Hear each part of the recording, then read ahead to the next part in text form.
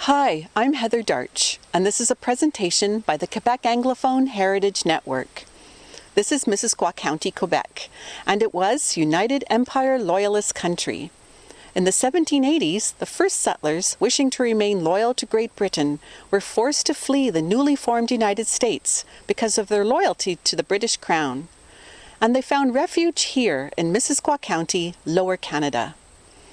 We may tend to glamorize the memory of the Loyalists and the early settlers of the 1780s and 90s as noble, honorable, hardworking.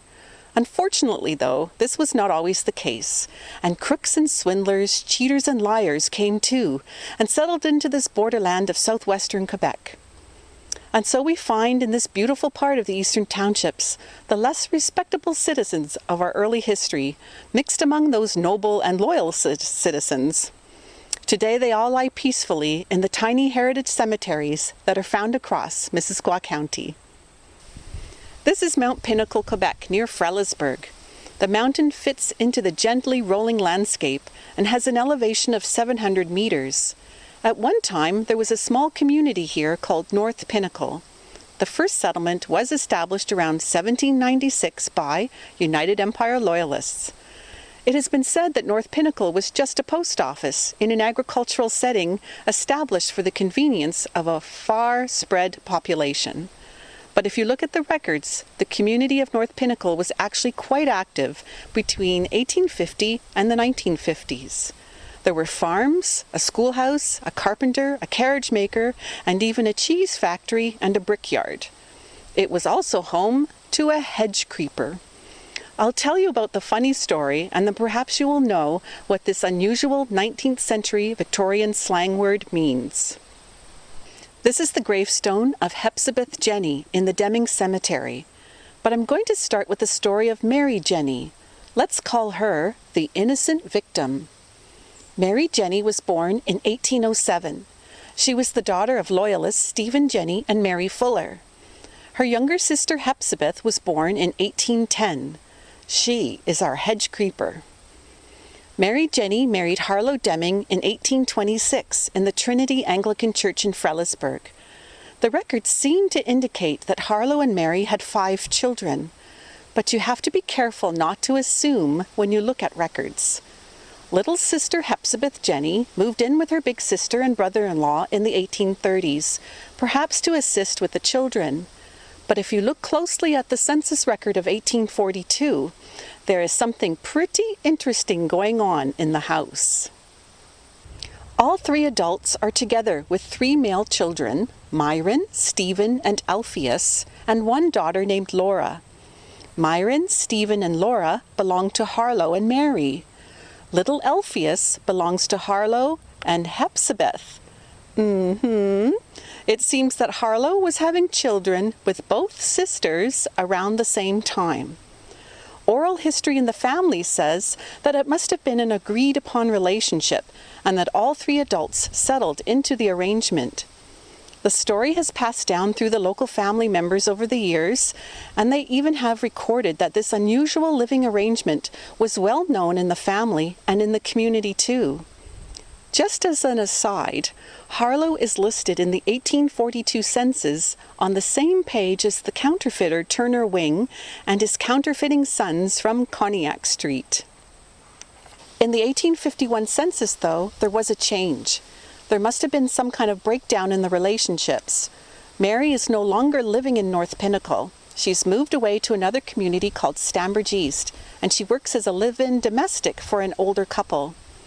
In 1851, Hepzibeth is living in a separate house on Harlow's farm with 2 children this time, Alpheus and a new child named Adeline.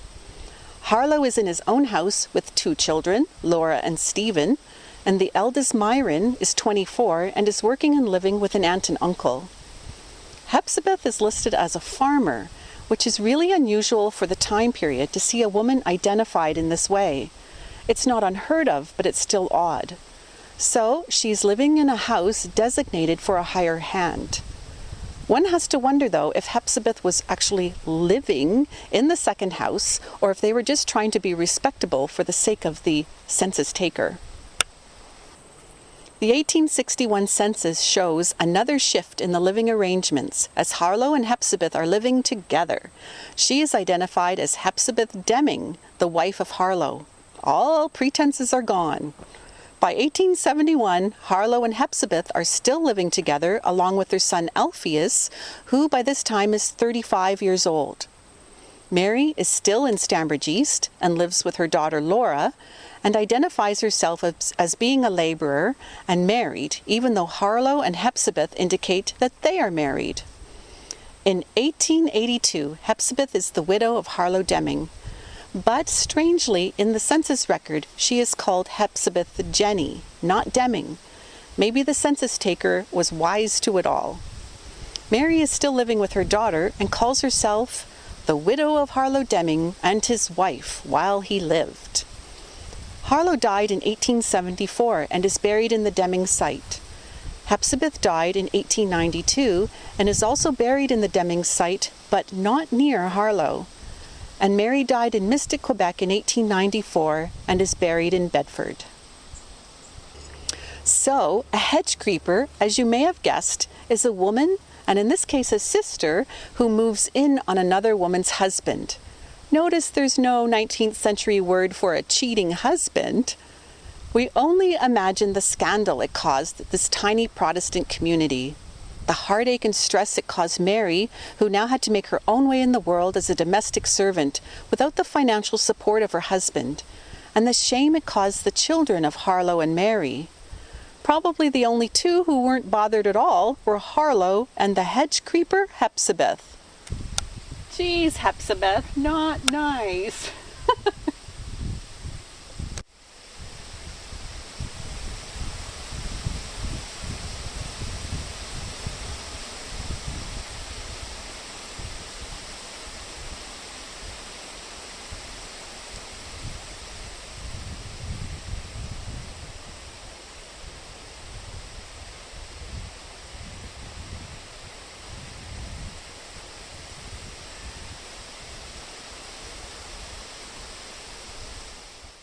As Harlow and Hepzibeth are living together, she's identified as Hepzibeth. Okay, I'll do it again.